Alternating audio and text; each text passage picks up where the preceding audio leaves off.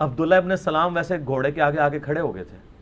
کہا تھا امیر المومنین آپ کو مدینہ نہیں چھوڑنا چاہیے, مجھے خطرہ ہے آپ مدینے سے نکل گئے پھر قیامت تک دارالخلافہ مسلمانوں کا مدینہ نہیں بنے گا. حضرت علی کو بھی اس بات کی, لیکن انہوں نے کہا کہ بات یہ ہے کہ اگر میں نہیں جاؤں گا تو یہ جو فتنہ ہے یہ اس سے بڑا فتنہ ہے جس کو دبانا ضروری ہے. تو پھر سیدنا علی وہ کہتے ہیں جی کوفے دارالخلافہ شفٹ کر دیا تھا. آپ مدینے میں رہنے دیتے تو مدینے میں رہتے نا.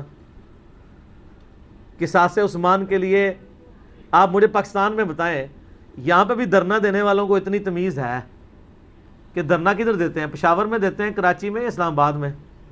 کیوں؟ کیپٹل سٹی ہے. تو خلفائے راشدین کے دور میں کیپٹل سٹی کون سا تھا؟ مدینہ. لیکن دھرنا دینے والے بصرہ اور کوفہ پہنچ گئے, 1000 کلومیٹر دور, کہ ہم خود بدلہ لیں گے, قانون کو ہاتھ میں لیں گے. تو پھر حضرت علی کی مجبوری تھی کہ آپ بھی ادھر چلے جاتے. پھر کوفہ ایک فوجی چھاونی تھی جہاں سے سب کو کنٹرول کیا جا سکتا تھا, رومن امپائر کو بھی جو گر چکی تھی اور پرشین کو بھی, وہ سینٹر میں. اس لیے حضرت عمر نے اپنے دور میں سے فوجی چھاونی ڈکلیئر کیا تھا. بہرحال پھر حضرت علی کے جانے کی وجہ سے یہ معاملات سیدھے ہوئے, تو ان کی مجبوری تھی جانا, ورنہ لوگوں کے لیے معاملات ایمبیگوس ہو جانے تھے. آج تک نہیں لوگوں کو سمجھ آ رہی. تو اس زمانے میں جنہوں نے لڑنا تھا انہوں نے کیا لڑنا تھا؟ صحیح بخاری میں موجود ہے نا, حضرت عمار ابن یاسر کو مولا علی نے بھیجا. بخاری کے الفاظ ہیں, وہ ممبر کی نچلی سیڑھی پہ بیٹھے اور حسن ابن علی کو اوپر والی سیڑھی پہ رکھا تاکہ سب لوگ دیکھ لیں جنتی نوجوانوں کا سردار بیٹھا ہوا ہے, مولا علی کا بچہ. اور کہا لوگو اللہ نے تمہیں آزمایا ہے, ایک طرف دنیا اور آخرت میں تمہارے نبی کی بیوی ہیں, رسپیکٹ کم نہیں کی, آخرت جنت میں بھی عائشہ حضور کی بیوی ہیں, لیکن اللہ نے تمہیں آزمایا ہے کہ تم عائشہ کی اطاعت کرتے ہو یا اللہ کی اطاعت کرتے ہو, کیونکہ اولو الامر منکم اس وقت مولا علی ہیں اور ان کی اطاعت اللہ کی اطاعت ہے. اطیعوا اللہ واطیعوا الرسول واولی الامر منکم. تو جب یہ سینیریو ہو اس وقت مولا علی کی مجبوری تھی وہاں سے نکلنا. اور آپ دیکھیں انہوں نے بعد میں پھر کوئی ان کے ساتھ زیادتی بھی نہیں کی. جمل میں جو دوسری طرف سے مرے ان کے جنازے بھی پڑھائے ہیں, ان کی عورتوں کو لونڈیاں نہیں بنایا, خود سیدہ عائشہ کو عزت اور احترام کے ساتھ وہاں سے رخصت کیا ہے. تو یہ کہنا کہ حضرت علی نے جنگیں نہیں لڑی ہیں, حضرت علی نے تو آپ کو سپر پاور بنوایا ہے, ٹھیک ہے, اس کے بعد بھی سب کچھ بنا کے آپ کے حوالے کیا ہے, تو آرٹیکل پھر بھی نہیں سامنے آ گیا. اور جب برا وقت آیا پھر بھی حضرت علی کے گھاٹے فٹ ہوا ہے, اور الٹیمیٹلی ان کو بھی شہید کر دیا گیا. میں اس سوال کے جواب کے اینڈ پہ وہ حدیث بیان کروں گا جو المستدرک للحاکم میں موجود ہے, سنن نسائی الکبریٰ کے اندر موجود ہے, میں نے اپنے ریسرچ پیپر میں بھی ڈالی ہے کربلا والے, کہ نبی صلی اللہ علیہ وآلہ وسلم نے فرمایا اے علی تیری مثال میری امت میں قوم سمود کی اونٹنی کی سی ہے. جس طرح قوم سمود نے صالح علیہ السلام کی اونٹنی کو قتل کیا تھا تو اللہ کا عذاب آ گیا تھا.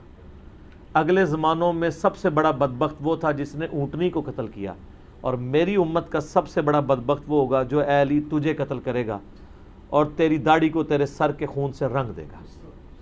استغفر اللہ واتوب الیہ.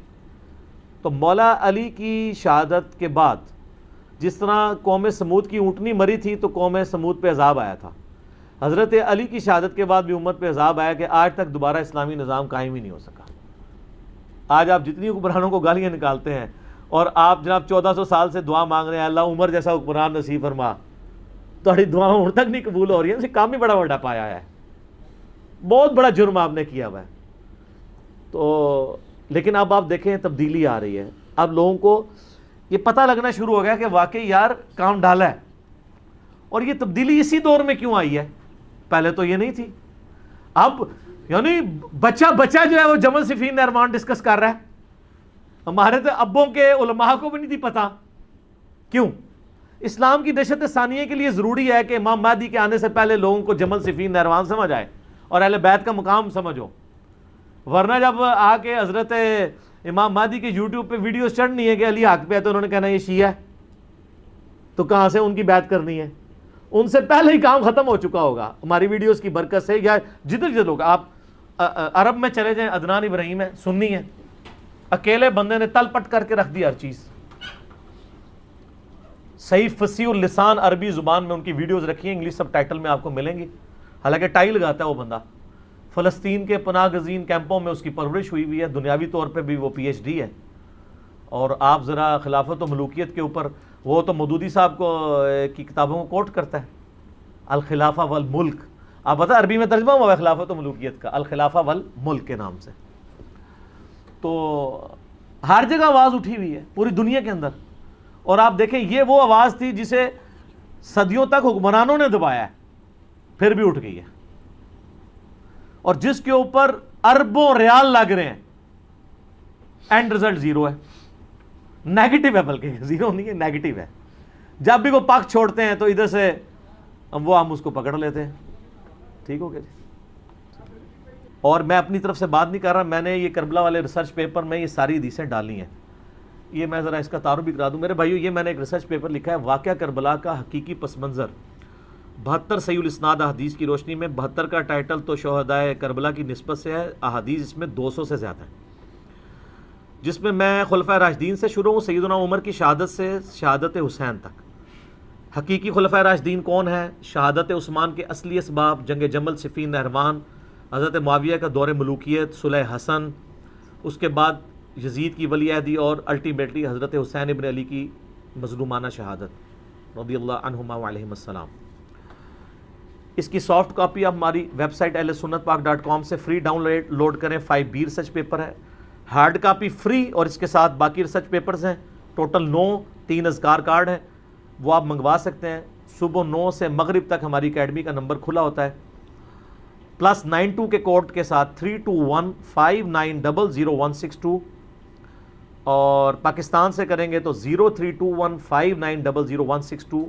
کال کریں، اپنا ایڈریس ٹیکسٹ میسج کریں، فری کاپی آپ کے گھر آ جائے گی. ایک کاپی تو ہم سب کو فری دیتے ہیں.